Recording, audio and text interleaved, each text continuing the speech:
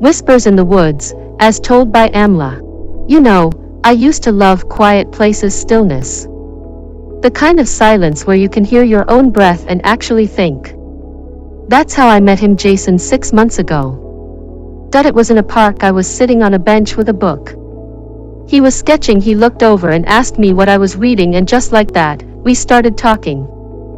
We saw each other a few times after that, accidentally at first. The cafe, the old library, this quiet stretch of beach neither of us thought anyone else knew about. Every time we met, it was like the world shut up for a little while. He told me he didn't like crowded places. Too noisy, he said.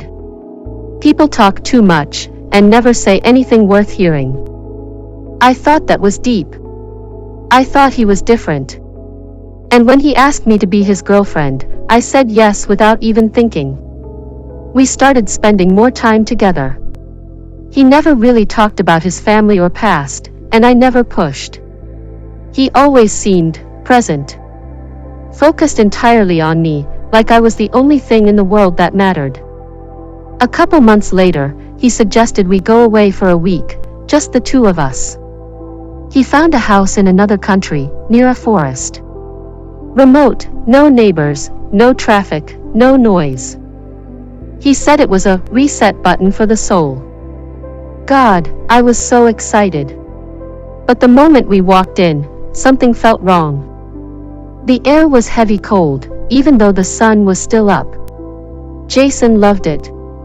Said it felt like home. I laughed, but I was already uneasy. The house was old. The kind where the floors creak even when you don't move. The windows were foggy. There was a damp smell, like the walls were hiding something. That first night, I couldn't sleep. Jason was out in minutes, breathing slow and deep. But I kept hearing something. Whispering. Not outside. Not down the hall. Right in the room with us. At first I thought I was imagining it, but then I heard it again, clearer this time. It said my name. Amla. I sat up so fast I felt dizzy. Shook Jason awake. Did you hear that? He barely opened his eyes. Hear what? The voice stopped. Nothing, I said. Never mind. He kissed my forehead, turned over and fell back asleep, but I didn't sleep that night. Or the next. Every day we walked through the forest. It should have been peaceful, but the trees felt like they were closing in. I kept hearing those whispers. Low, just at the edge of hearing, like they were hiding behind the trees, waiting. I told Jason, but he just laughed. You're not used to real quiet, he said, your brain's filling the silence. By the fourth night, I was shaking. I hadn't slept properly in days, and that night, the whispers didn't stop. They screamed, they clawed. I felt hands drag me out of the bed. I was thrown onto the floor. Something held me down. Hit me. I screamed and screamed until Jason ran in and grabbed me. He wrapped his arms around me and whispered, it's okay, it's okay. We're leaving tomorrow. I believed him. The next morning, we packed, but when we tried to leave, the front door wouldn't open. It was locked. The windows were shut tight. No signal. No tools. That we screamed for help, but no one came. Jason sat down calmly and said, don't worry. It'll open again. Just give it time. He wasn't afraid. Why wasn't he afraid? That night, I didn't sleep again. I just lay there, pretending, and that's when I heard him. Jason. Laughing. Whispering. I turned and saw him lying still, eyes shut, but his lips were moving. Like he was having a conversation with someone. I leaned closer and I heard him say, she's almost ready.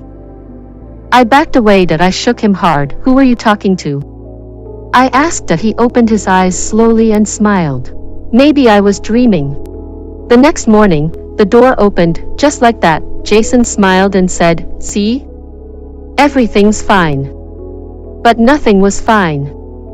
As we walked, Down the path away from the house, I saw him gesturing, nodding, smiling at people who weren't there. He was having a full-on conversation with no one.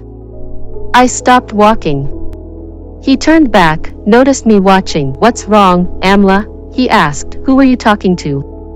I whispered, "You don't see them." He tilted his head, and then he smiled again.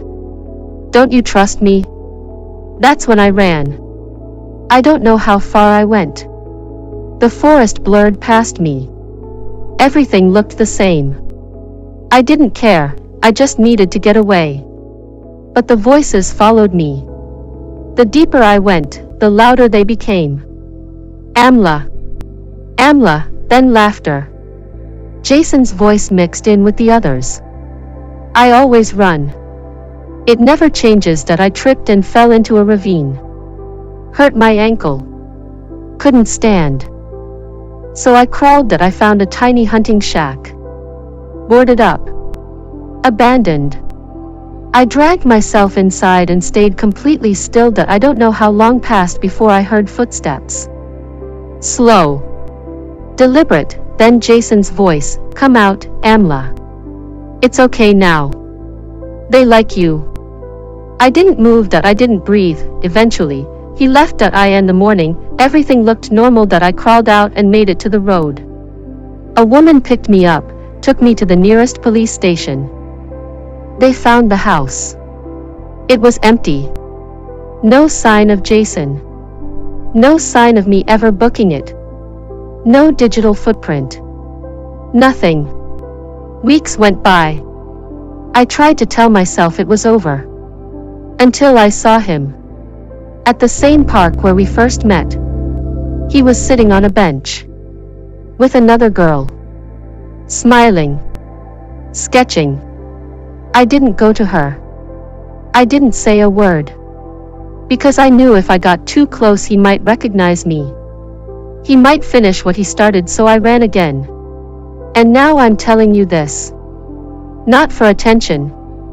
Not to scare you. To warn you. If someone ever finds you in a quiet place, and they seem too perfect, too calm, too in control, run. Because monsters don't always hide in the dark. Some sit in the park beside you. Some take your hand. Some smile at you and ask you to be theirs. I was lucky. But next time, it won't be me. It might be you.